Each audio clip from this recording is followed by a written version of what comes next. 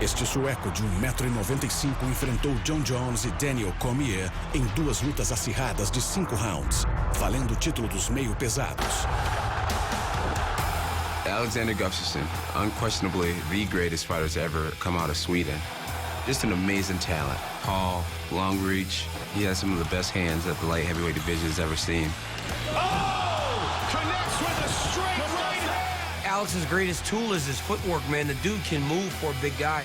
Also, man, the wrestling. You see Alexander and you think you're going in there to fight a striker, but the guy has the ability to mix up takedowns. He's so well-rounded. Again with the takedown by Gustafsson. Incredible. The most memorable fight for me, hands down, is the Jon Jones fight. Could go down as definitely one of the top 5 fights in UFC history. Alex tested and made Jon Jones look human when he hadn't looked that way before. Left a scar over my eye, something I have to deal with every morning. I look in the mirror. And a lot of people think that Gustafsson actually won that fight. I thought he won the fight. Alexander Gustafsson could have very well been the light heavyweight champion after that fight. The king of Sweden, for sure, when it comes to MMA. Número 85. Desafiante peso pesado que mostrou a eficácia dos chutes nas pernas. Pedro, he's a phenomenal striker, great hands, great cardio, tough guy, very tough guy. And his legs, wow, what a heavy legs, you know. His low kicks, it was something unbelievable, and after the fight, all my legs were black, you know, I couldn't even put pants next day. He kicked the guy maybe 2 or 3 times, that's it, he's finished the fight. From his Thai boxing background, kicking people into oblivion.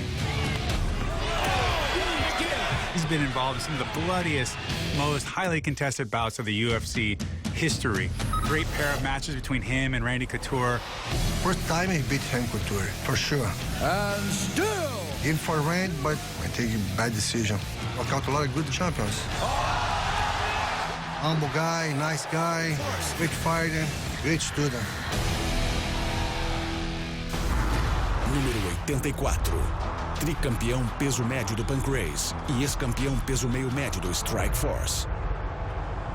Nate Marquardt is a pioneer. I mean, this is a guy who's been fighting since he was a teenager. Great all-around fighter, striking submissions and ground, all combined together. He can knock you out or he can submit you.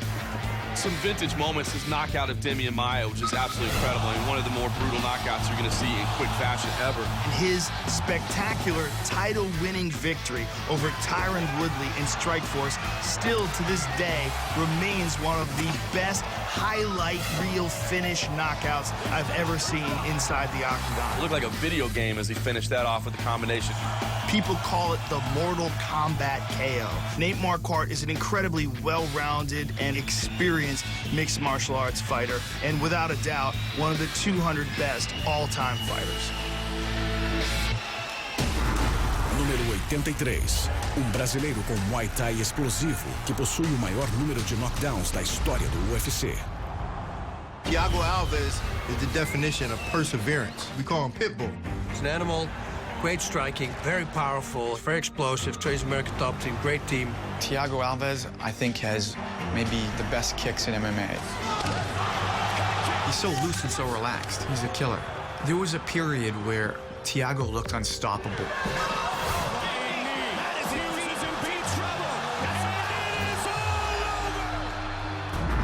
Número 82.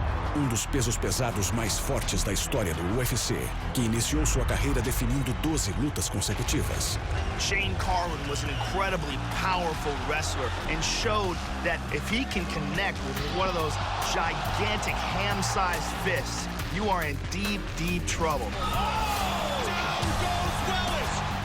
So powerful. Hits you, fight is over. Takes you down, you will be taken down.